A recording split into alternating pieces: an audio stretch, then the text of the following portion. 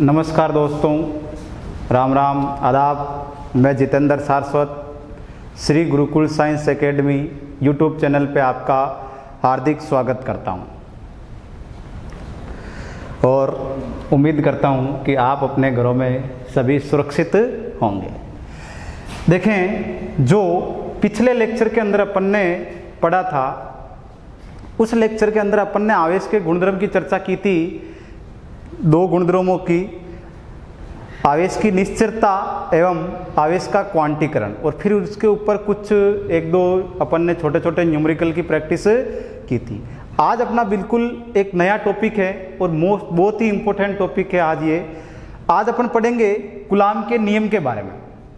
आज जो अपना टॉपिक है वो है कूलाम का नियम। तो देखें, आज का जो टॉपिक है वो है कूलाम का नियम। ठीक है, तो देखें, कूलाम के नियम से पढ़ने से पहले थोड़ी हल्की सी 1 मिनट की चर्चा मैं इस पर कर लेता हूं, नियम के ऊपर हल्की सी। कई आज तक अपन ने नियम पढ़े हैं। ठीक है, गुरुत्वाकर्षण का नियम न्यूटन ने दिया था। ठीक है, न्यूटन का प्रथम नियम, न्यूटन का द्वितीय नियम। ठीक है, थर्मोडायनेमिक्स में चार्ल्स का नियम, ऊष्मागति का प्रथम नियम, अलग अलग केल्विन का नियम, क्लासियस का कथन, अलग अलग कई प्रकार के वैज्ञानिकों के अपन ने नियम पढ़े हैं। तो आज थोड़ी सी एक बात नियम पे कर लेते हैं। ये नियम क्या चीज़ है, किसी चीज़ को अपन नियम क्यों कहते हैं? तो एक्चुअली देखो क्या हुआ, कोई ना कोई वैज्ञानिक किसी ना किसी पर्टिकुलर टॉपिक के ऊपर रिसर्च करता है और रिसर्च करने के दौरान वो उससे कुछ रिजल्ट तैयार करता है। उससे अपना टाइम कुछ लगा के, उसके ऊपर टॉपिक के ऊपर काफ़ी टाइम लगा के कुछ रिजल्ट तैयार करता है और उन रिजल्ट को वो अन्य लोगों के सामने प्रस्तुत करता है, उन्हें सिद्ध करता है कि देखो, जो मैंने ये चीज़ इसके ऊपर कार्य किया है, मैंने इसको पूर्ण रूप से सफल किया है, इसको मैं सिद्ध कर सकता हूँ। तब जब बाकी लोगों के सामने सिद्ध करने के बाद में वो प्रूव हो जाती है, तब अपन उस बाकी चीज़ को वो कहता है कि अब ये आने वाली जनरेशन, आने वाले लोग इस चीज़ को डायरेक्ट पढ़ सकते हैं। तब उसको अपन बोल देते हैं ये चीज़ क्या बन गई, नियम बन गई। ठीक है, जिस प्रकार अपन ने ओम का नियम पढ़ा, ये अपन कूलाम का नियम पढ़ेंगे, गुरुत्वाकर्षण का नियम पढ़ा। तो कोई भी चीज़ नियम तब कहलाती है जब उस वैज्ञानिक ने उसके ऊपर अपना जिंदगी का कुछ हिस्सा देके, कार्य करके, कुछ रिजल्ट तैयार करके उसको प्रूव कर दिया और अब अपन बाकी लोग उसको डायरेक्ट पढ़ सकते हैं। तब उस चीज़ को अपन क्या कह देते हैं, नियम। तो ये छोटे से नियम के बारे में बात थी। आज जो अपना टॉपिक है वो है कूलाम का नियम। देखो, कूलाम का नियम बेसिकली दिया गया था बल के लिए।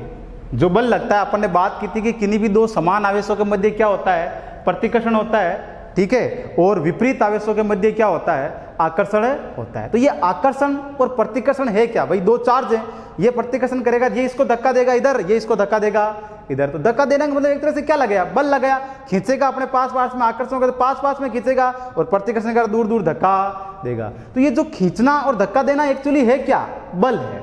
तो ये कितना देगा एक्चुअली, अगर कोई खींचेगा तो कितना खींचेगा, कितनी क्षमता के साथ खींचेगा, और प्रतिकर्षण करेगा तो कितना करेगा, ये वैल्यू जो बल लगेगा, आकर्षण का बल और प्रतिकर्षण का बल, ये जो निकाल के दिया वो अपन को किसने बताया था, कूलाम ने बताया था। कूलाम का क्या नियम क्या है, किन्हीं भी दो आवेशों के मध्य लगने वाले आकर्षण बल एवं प्रतिकर्षण बल के बारे में एक नियम प्रतिपादित किया गया। ठीक है, अब वो क्या कहा इन्होंने, कैसे उस नियम को प्रतिपादित किया, वो देखो अपन यहाँ पे समझते हैं कूलाम का नियम।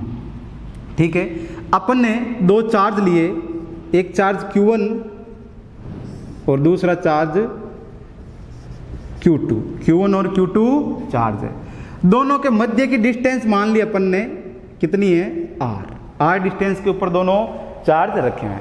दोनों अगर समान प्रकृति के बेटा तो दोनों एक दूसरे को क्या करेंगे, प्रतिकर्षित करेंगे। तो ये इसको इस तरफ प्रतिकर्षित कर दिया, ठीक है, और ये इसको इस तरफ प्रतिकर्षित कर दिया। ठीक है, अगर लिखना चाहें तो जैसे कि ये Q1 के ऊपर प्रतिकर्षण कर रहा है, Q1 को कौन प्रतिकर्षण कर रहा है, Q2। तो Q1 पर लगने वाला बल किसके कारण, Q2 के लगने वाला बल, तो इसको ऐसे लिख देते हैं F12। ठीक है, और इसको लिख देंगे F21, मतलब बल लग रहा है, ये प्रतिकर्षण का बल लग रहा है। तो अपने को कूलाम ने बताया था कि ये बल कितना लगेगा, ये जो बल लग रहा है वो कितना लगेगा, और इस कथन को इन्होंने अलग अलग 3 हिस्सों के अंदर अपनी बात को कहा था। वो देखो, सबसे पहले जो इसने बात कही थी, ठीक है, वो बात क्या कही थी, सबसे पहला कथन क्या कहा था कि किन्हीं भी दो आवेशों के मध्य लगने वाले बल का मान, किन्हीं भी दो आवेशों के मध्य लगने वाले बल का मान दोनों आवेशों के गुणनफल के समानुपाती होता है। यह कूलाम का प्रथम कथन है इस नियम के अंतर्गत। ठीक है, तो क्या कहता है, किन्हीं भी दो आवेशों के मध्य लगने वाले बल का मान दोनों आवेशों के गुणनफल के समानुपाती होता है। यह न्यूटन का प्रथम कथन है। ठीक है बेटा, हिंदी में भी आपको लिखते रहना है, नोट्स में डालते रहना है। प्रथम कथन क्या है, किन्हीं भी दो आवेशों के मध्य लगने वाले बल का मान दोनों आवेशों के गुणनफल के समानुपाती होता है। ठीक बेटा, अब देखें दूसरा कथन क्या कहा गया था।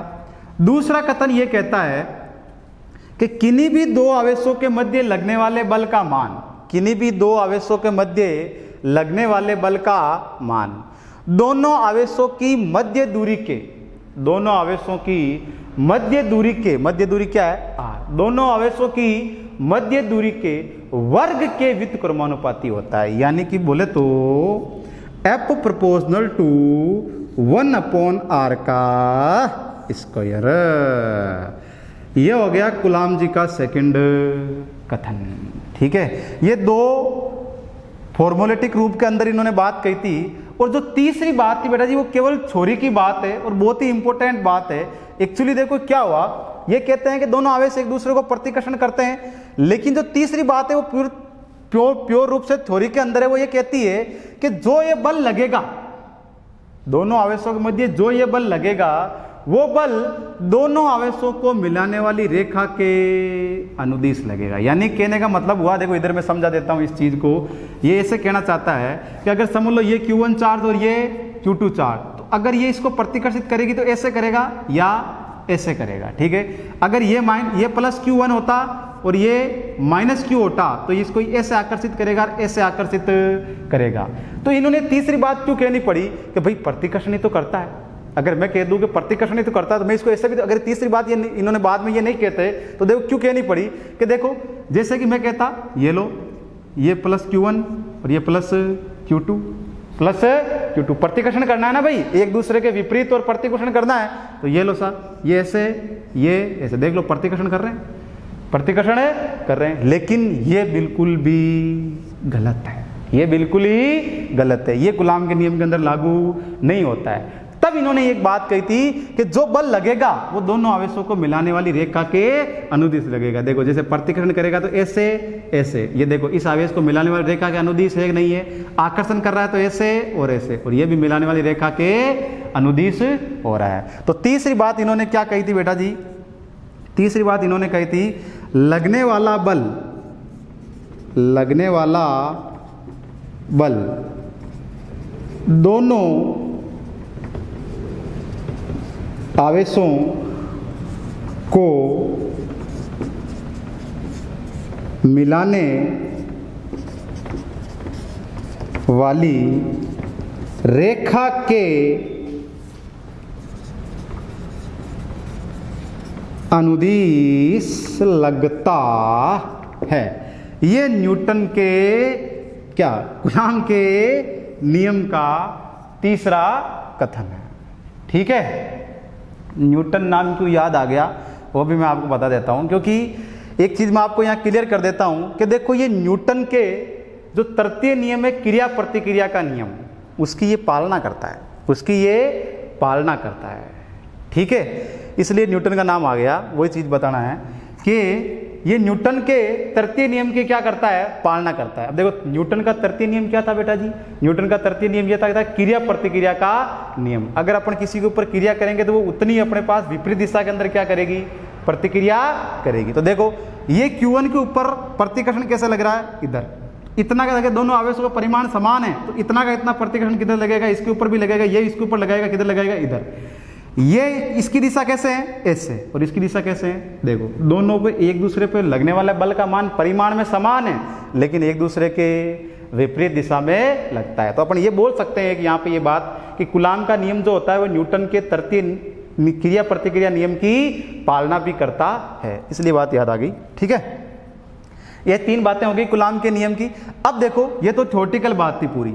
अब इन दोनों बातों को अपन मैच करके लिखते हैं, दोनों बातों को साथ में अगर लिखना चाहें तो मैं क्या लिख दूंगा, ऐसे लिख दूं F proportional to Q1 Q2 by R का स्क्वायर। एक साथ में लिखना चाहूँ तो ऐसे लिख सकते हैं, देखो दोनों बातें आ गई, 1/R स्क्वायर और Q1 Q2। अब अपन जानते हैं कि अगर कभी भी अपने को समानुपाती का चिन्ह हटा के इक्वल का चिन्ह या बराबर का चिन्ह लगाना होता है तो साथ में एक क्या आता है बेटा जी, नियतांक आता है। तो यहाँ पे भी अगर अपन समानुपाती का चिन्ह हटा के बराबर का चिन्ह इक्वल का चिन्ह लगाएंगे तो यहाँ पे अपने पास एक क्या आएगा, नियतांक आएगा। तो नियतांक वो आएगा F बराबर के Q1 Q2 बाई R का स्क्वायर। ये बेटा जी कूलाम का नियम है, जो लगने वाले बल है उसका मान है। इस बल को विद्युत स्तर वैद्युत बल के नाम से भी जाना जाता है। इस बल को जो अपने पास ये फोर्स आया है इसको अपन स्तर वैद्युत बल भी कहते हैं, लिख लेना इसके पास के अंदर, यही स्तर वैद्युत बल है। ठीक है, F बराबर के Q1 Q2 बटा R का स्क्वायर। ओके, अब देखो ये K क्या है, K यहाँ पे क्या है, समानुपाती नियतांक। K यहाँ पे क्या है, समानुपाती नियतांक है। इस K का मान बेटा जी माध्यम पर निर्भर करता है और मात्रक प्रणाली पर निर्भर करता है। तो इस K का मान किसके ऊपर निर्भर करता है, माध्यम पर निर्भर करता है और मात्रक प्रणाली पर भी निर्भर करता है। अभी देखना कैसे निर्भर करता है पूरा डिटेल में। माध्यम एवं मात्रक सिस्टम पर इसका मान निर्भर करता है।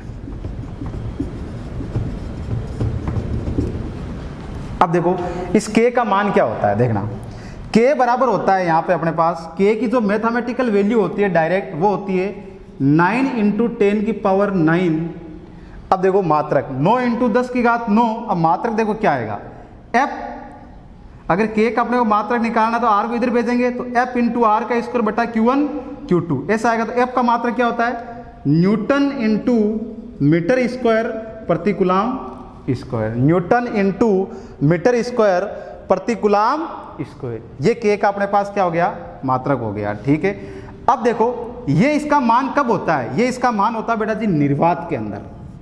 ये K का मान कब होता है, जब दोनों आवेशों के मध्य क्या हो, निर्वात हो। इन दोनों आवेशों के मध्य क्या हो, निर्वात, यानी कि फ्री स्पेस हो, कोई भी माध्यम नहीं होना चाहिए। तब K का मान क्या होगा, 9 × 10⁹ न्यूटन इंटू मीटर स्क्वायर प्रति कूलाम स्क्वायर। ठीक है, अब देखें ये क्यों हुआ, क्योंकि जो मान आता है वो देखो इसका K का एक्चुअल वैल्यू क्या होती है, K का जो सही में मान होता है, K का जो सही की वैल्यू होती है वो होती है 1/4 पाई एप्सिलॉन नॉट।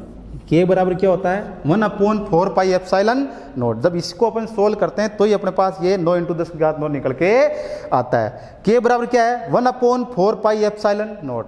1 संख्या है, 4 संख्या है, पाई संख्या है, एप्सिलॉन नॉट। अब देखो ये एप्सिलॉन नॉट अपने पास क्या चीज़ है, एप्सिलॉन नॉट। यहाँ पे जो ये एप्सिलॉन नॉट है इसको बेटा जी अपन बोलते हैं निर्वात की विद्युतशीलता। निर्वात की विद्युतशीलता, इस एप्सिलॉन नॉट को अपन क्या बोलते हैं, निर्वात की विद्युतशीलता।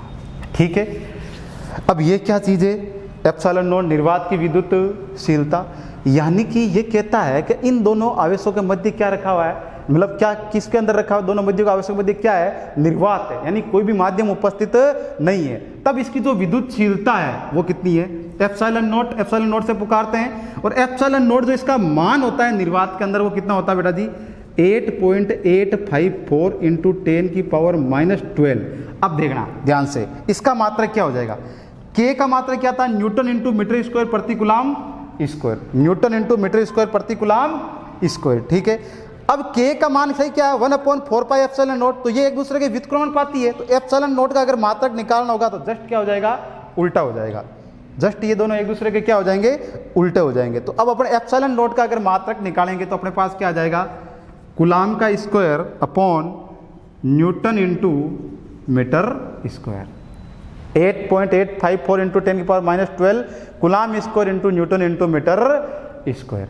ये लगने वाला बल। अब देखो अगर मैं इस F को और भी अच्छे से लिखना चाहूँ तो अपने इसका क्या लिख सकते हैं, K की वैल्यू क्या है, F बराबर के ऐसे लिख लेंगे निर्वात में लगने वाला बल। क्या लिख लेंगे, निर्वात में लगने वाला बल। देखे तो निर्वात में लगने वाला बल क्या है, निर्वात में लगने वाला बल। तो मैं क्या लिखूंगा, F बराबर के 1/4πε0 Q1 Q2 अपॉन R का square. 1/4πε0 Q1 Q2 upon R का स्क्वायर। यह बल है स्थिर वैद्युत बल। कब? निर्वात के अंदर, जब दोनों आवेशों के मध्य क्या होना चाहिए, निर्वात होना चाहिए, तब ये लगने वाला बल है। ठीक है बेटा जी।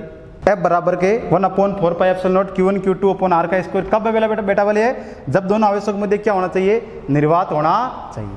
अब अगर मैं ये कह दूं कि दोनों आवेशों के मध्य निर्वात ना होकर कोई ना कोई माध्यम है, कोई ना कोई माध्यम है, तो माध्यम में क्या बल हो जाएगा, देखो माध्यम में लगने वाला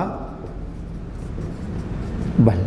अगर माध्यम होता तो क्या लिखते, F, इसको समझ लो अपन निर्वात के लिए F नोट से दिखा दो और माध्यम के लिए F M से, तो क्या आएगा 1/4πε Q1 Q2 R का स्क्वायर। अब देखो यहां पे ये एप्सिलॉन नोट की जगह अब इस बार क्या आया, एप्सिलॉन। और ये जो एप्सिलॉन है बेटा जी, ये है माध्यम की विद्युतशीलता। ये एप्सिलॉन क्या है अपने पास, माध्यम की विद्युतशीलता। एप्सिलॉन अपने पास क्या है, माध्यम की विद्युतशीलता है। ठीक है, ये तो निर्वात की विद्युतशीलता, ये माध्यम की विद्युतशीलता। मास्टर ये माध्यम वाली क्या बात है, तो माध्यम का मतलब बेटा जी ये हुआ कि एक तरह से ये मानो अभी इन दोनों आवेशों के मध्य हवा है, ये दो आवेश है, ये दोनों आवेशों के मध्य क्या है, हवा। अगर मैं इसकी जगह समझ लो कोई दूसरा माध्यम, जैसे कि मैं कांच डाल दूं दोनों आवेशों के मध्य, रबर डाल दे अपन दोनों आवेशों के मध्य, तो जो बल होगा वो क्या आएगा, 1/4πε Q1 Q2 R का स्क्वायर निकल के बल आएगा। ठीक है बेटा जी। अब देखें थोड़ी सी एक बात, ये जो एप्सिलॉन नोट है, इस एप्सिलॉन नोट की अगर अपन यहाँ पे निर्वात की विद्युतशीलता की अगर वीमा निकालना चाहो तो वीमा भी आप यहाँ से निकाल सकते हो। देखो इसके मात्रक से आप इसकी वीमा निकाल सकते हो। वीमा कैसे निकालोगे आप, कि भाई कूलाम का जो किसका मात्रक है, आवेश का, तो आवेश बस अपने पास क्या होता है, Q = I × T, तो आवेश की वीमा क्या होती है, A1 T1। ठीक है, न्यूटन किसका मात्रक है, बल का, तो बल की वीमा अपने पास क्या होती है, M1 L1 T-2 और मीटर स्क्वायर मतलब L की घात 2। ठीक है, अब सोल्व कर लो, M ऊपर जाएगा तो क्या हो जाएगा, M-1 L की घात 2 और एक कितनी हो जाएगी, 3। ये ऊपर जाएगी तो किसकी हो जाएगी, माइनस की, तो L - के 3, T की घात -2, ये ऊपर जाएगी तो किसकी हो जाएगी, प्लस की, और एक ऊपर ऑलरेडी प्लस की है अपने पास, तो देखो -2 ऊपर जाएगी किसकी हो जाएगी, प्लस की, और एक प्लस की पहले से, तो कितनी हो जाएगी, T की घात 3 और A - के 1। इस प्रकार से अपन इसकी वीमा भी निकाल सकते हैं। ठीक है, एप्सिलॉन माध्यम की विद्युतशीलता, एप्सिलॉन नोट मतलब निर्वात की विद्युतशीलता। ये सिंपल अपन ने कूलाम के नियम की चर्चा की है। अब देखो एक एप्सिलॉन आया, एक एप्सिलॉन नोट आया। ठीक है, अब अपन अगला जो अपन टॉपिक की चर्चा करेंगे वो एक चीज की चर्चा करेंगे अपन, आपेक्षिक विद्युतशीलता। किसकी चर्चा करेंगे, आपेक्षिक विद्युतशीलता। अब देखो कि जिस प्रकार ये निर्वात की विद्युतशीलता का मान 8.854 × 10⁻12 होता है ना, वैसे ही अलग अलग माध्यम की विद्युतशीलता का मान अलग अलग होता है। तो हर माध्यम की विद्युतशीलता का मान तो अपन रट नहीं सकते हैं। रबर के लिए अलग होता है, ठीक है, कांच के लिए अलग होता है, ऑक्सीजन के लिए अलग होता है, तो इनकी वैल्यू इतनी पॉइंटों के रूप में अंदर होती है। ठीक है, इसी प्रकार इनकी भी 7.7, रबर की लगभग 10⁻11, ऐसी कुछ ना कुछ अलग अलग जो है वो वैल्यू निकल के आती है। उनको अपने को याद करना पॉसिबल नहीं है सारी की सारी चीजों को। तो एक नई चीज अपने पास आई यहाँ पे कि अगर तुलना करनी होती है तो एक नया अपने पास चीज आई, आपेक्षिक विद्युतशीलता। क्या चीज निकल के आई, आपेक्षिक विद्युतशीलता। अब देखो अपन जो चर्चा करेंगे वो करेंगे आपेक्षिक विद्युतशीलता की, कि आपेक्षिक विद्युतशीलता क्या चीज होती है। एक बार कूलाम का नियम, जैसे कि देखो मैं साथ में वापस बोल देता हूं, कूलाम का नियम क्या है, किन्हीं भी दो आवेशों के मध्य लगने वाले आकर्षण बल या प्रतिकर्षण बल के लिए एक नियम प्रतिपादित किया कूलाम ने, जिसे अपन क्या कहते हैं, कूलाम का नियम। कूलाम के नियम के अनुसार किन्हीं दो आवेशों के मध्य लगने वाले बल का मान दोनों आवेशों के गुणनफल के समानुपाती होता है और बीच की दूरी के वर्ग के व्युत्क्रमानुपाती होता है। और तीसरी बात, दोनों आवेशों को मिलाने वाली रेखा के अनुदिश लगता है। तो फॉर्मूला क्या बन गया, F = K Q1 Q2 R का स्क्वायर। ठीक है, अब देखो अपन बात करेंगे आपेक्षिक विद्युतशीलता की। किसकी बात करेंगे? आपेक्षिक विद्युतशीलता, या इसी को अपन बोल सकते हैं पेराविद्युतांक। क्या बोल सकते हैं? पेराविद्युतांक। आपेक्षिक विद्युतशीलता या पेराविद्युतांक ये होता है, इसको दिखाते हैं एप्सिलॉन आर से, चरणों में आर से। रिलेटिव परमिटिविटी, ठीक है, विद्युतशीलता को अपन इंग्लिश के अंदर बोले तो परमिटिविटी, ठीक है। अब ये क्या चीज होती है? देखो एक्चुअली क्या होता है, जो सर्वाधिक लगने वाला बल होता है किन्हीं भी दो आवेशों के मध्य, वो निर्वात में होता है। निर्वात का मतलब कोई भी माध्यम नहीं होना चाहिए, ठीक है। इसके निर्वात के अलावा अगर आप कोई भी माध्यम आप दोनों के बीच के अंदर रखोगे तो उसकी वैल्यू हमेशा क्या होती जाएगी? कम होती जाएगी। देखो कैसे, जैसे अभी मैंने एक चीज लिखी थी कि F बराबर निर्वात के लिए तो क्या लिखा था? 1/4 pi epsilon not Q1 Q2 बटा R का स्क्वायर, और FM के लिए क्या लिखा? 1/4 पाई एप्सिलॉन Q1 Q2 बटा R का स्क्वायर, Q1 Q2 बटा R का स्क्वायर।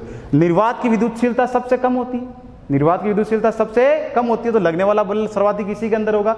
अब जैसे जैसे कोई भी माध्यम आएगा तो इसकी विद्युतशीलता क्या होती जाएगी? बढ़ती जाएगी। तो ये क्या होता जाएगा? घटता जाएगा। तो जैसे जैसे अपन किन्हीं भी दो आवेशों के मध्य कोई भी दूसरा माध्यम के बीच उसके अंदर लाके रखेंगे तो कोई उसकी वैल्यू लगातार बल की क्या होती जाएगी?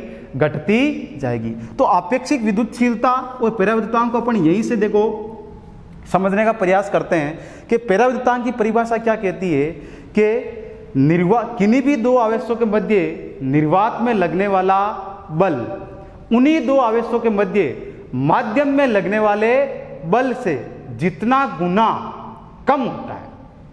भाई माध्यम में क्या हो जाएगा? बल क्या हो जाएगा? कम हो जाएगा, ठीक है। या ऐसे बोल दो, किन्हीं भी दो आवेशों के मध्य माध्यम में लगने वाला बल निर्वात में लगने वाले बल के मुकाबले में जितना कम होता है, जितना गुना कम होता है, उसे अपन क्या कहते हैं? आपेक्षिक विद्युतशीलता या पेराविद्युतांक कहते हैं, ठीक है बेटा जी। एक बार देखो वापिस बोलता हूं, आपेक्षिक विद्युतशीलता या पेराविद्युतांक, ये इस बार अपने पास बोर्ड के अंदर भी सवाल आया था 1 नंबर का, ठीक है। दो तीन परिभाषाएं अपन इसकी बना देंगे, देखना, ठीक है। तो पेराविद्युतांक क्या हुआ कि पेराविद्युतांक एप्सिलॉन आर आपेक्षिक विद्युतशीलता का मतलब अपन क्या करते हैं? बेसिकली निर्वात की विद्युतशीलता के साथ इस माध्यम की विद्युतशीलता को क्या करते हैं? तुलना कर लेते हैं। क्या कर लेते हैं? तुलना, कि भाई जितना निर्वात के अंदर बल लगा और जितना माध्यम के अंदर बल लगा, तो माध्यम के अंदर लगने वाले बल का मान सदैव क्या आएगा? कम आएगा। तो जितना गुना कम आएगा, जितना गुना कम आएगा उसको अपन क्या बोल देंगे? Epsilon R. तो देखो और समझ लेते हैं कि एप्सिलॉन आर बराबर के मैंने बोल दिया, ठीक है, एप्सिलॉन आर बराबर के मैंने बोल दिया परिभाषा के रूप में कि एफ नॉट अपॉन FM। अब ये भी आप एक परिभाषा के रूप में लिख सकते हो। एप्सिलॉन आर की परिभाषा ये भी लिखी जा सकती है कि किन्हीं भी दो आवेशों के मध्य निर्वात में लगने वाला बल तथा उन्हीं दो आवेशों के मध्य माध्यम में लगने वाला बल का अनुपात आपेक्षिक विद्युतशीलता कहलाता है। ये तो क्या है? निर्वात में लगने वाला बल, आवेशों के मध्य निर्वात में लगने वाला बल, और ये आवेशों के मध्य माध्यम में लगने वाला बल, इन दोनों का अनुपात अपन क्या कहेंगे? आपेक्षिक विद्युतशीलता। इन दोनों के अनुपात को अपन क्या कहेंगे? आपेक्षिक विद्युतशीलता। अब देखो अभी अभी अपने में 3 टर्म पढ़ी है टोटल। अपन ने कितनी टर्म पढ़ी है विद्युतशीलता की? एक अपन ने पढ़ी एप्सिलॉन, ये क्या होती है? माध्यम की विद्युतशीलता। एप्सिलॉन नॉट निर्वात की विद्युतशीलता, और एप्सिलॉन आर आपेक्षिक विद्युतशीलता। अब बेटा जी अपन को इन तीनों के अंदर संबंध निकालना है। इन तीनों के अंदर क्या निकालना है? संबंध, कि ये क्या होता है। जैसे अभी मैंने बोला ना कि इतना गुना कम प्राप्त होता है, कि माध्यम के अंदर जितना गुना कम प्राप्त होगा वही क्या कहलाएगी? आपेक्षिक विद्युतशीलता कहलाएगी। तो देखो मैं उसको सिद्ध करता हूं। अब मैंने कहा एफ नोट क्या है? माध्यम में लगने वाला बल। तो माध्यम में लगने वाला बल क्या है बेटा? देखो ऊपर देखो, क्या? निर्वात में लगने वाला बल। एफ नोट मीन्स मतलब क्या हो गया? निर्वात में लगने वाला बल। तो 1/4 pi epsilon not Q1 Q2 by R का स्क्वायर। 1/4πε0 Q1 Q2/r का स्क्वायर। ये किस में लगने वाला बल है? निर्वात में लगने वाला बल है। ठीक है, अब अगर मैं कहूँ माध्यम में लगने वाला बल Fm बराबर, तो Fm बराबर क्या लिखेंगे? 1/4πε Q1 Q2/r का स्क्वायर। 1/4πε Q1 Q2/r का स्क्वायर। ठीक है, इन दोनों को अपन इस फॉर्मूले के अंदर रख देते हैं, तो क्या होगा? एप्सिलॉन r बराबर के F नोट का मान बेटा मेरे पास क्या है? 1/4πε0 Q1 Q2/r का स्क्वायर और 1/4πε Q1 Q2/r का square.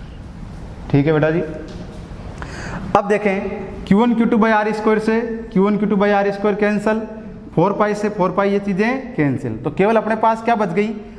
Epsilon r is equal to 1/ε0 और क्या बच गया? 1/ε। अब इसको ऊपर करेंगे तो क्या हो जाएगा? 1/ε बराबर के 1/ε0, इसका उल्टा हो जाएगा तो ε/1। तो क्या आ जाएगा?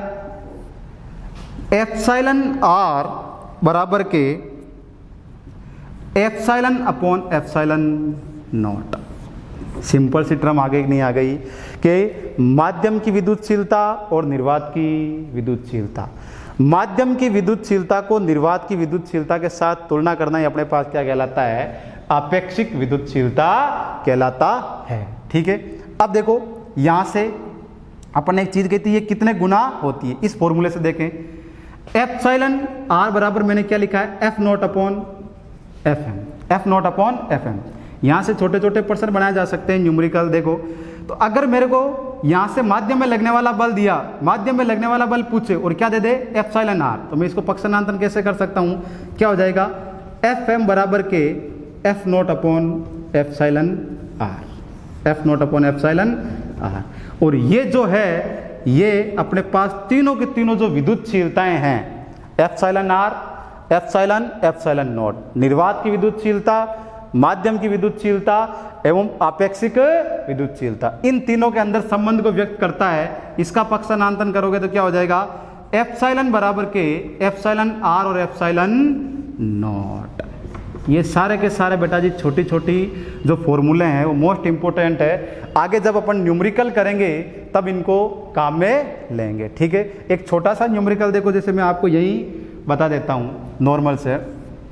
मैंने कहा कि किन्हीं भी दो आवेशों के मध्य, किन्हीं भी दो आवेशों के मध्य निर्वात में लगने वाला बल, निर्वात में लगने वाला, जैसे ये दो आवेश है Q1 और Q2, दोनों के मध्य क्या है? निर्वात है।